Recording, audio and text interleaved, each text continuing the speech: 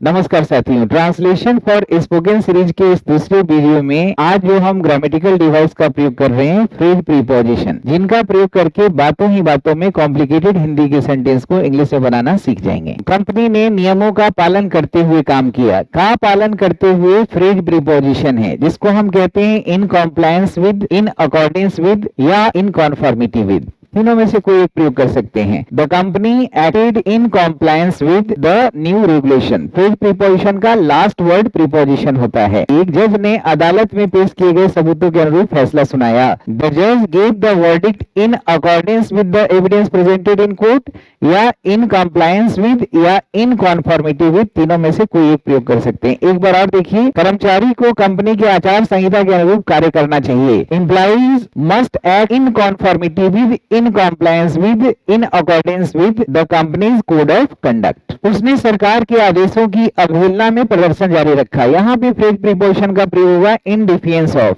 He continued his protest in defiance of the government's order। defy मतलब आज्ञा न मानना, अवमानना करना। defiance जिद्दी। in defiance of हो गया कि किसी की बात को अवहेलना कर रहे हैं, अवमानना कर रहे हैं। उसने गरीबों की मदद के आड़ में चंदा इकट्ठा किया, यानी उसका मोटिव कुछ और था लेकिन किया कुछ और। तो इनका प्रयोग कर सकते हैं he collected donations under the guise of helping the poor।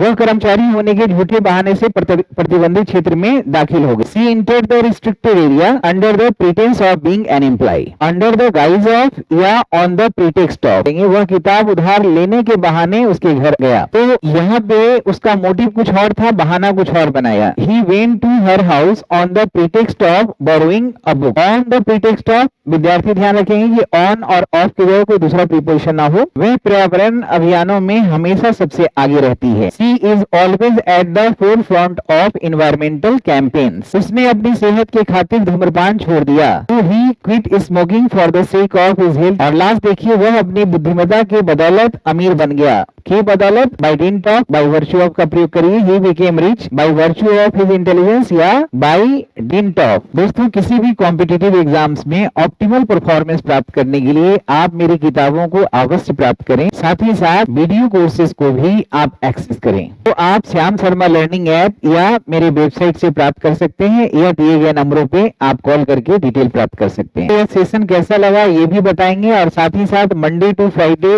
8:30 PM आप रेगुलर लाइव क्लास मेरा एंजॉय कर सकते हैं, जहां प्रीवियस ईयर के क्वेश्चंस रोज डिस्कस किए जाते हैं।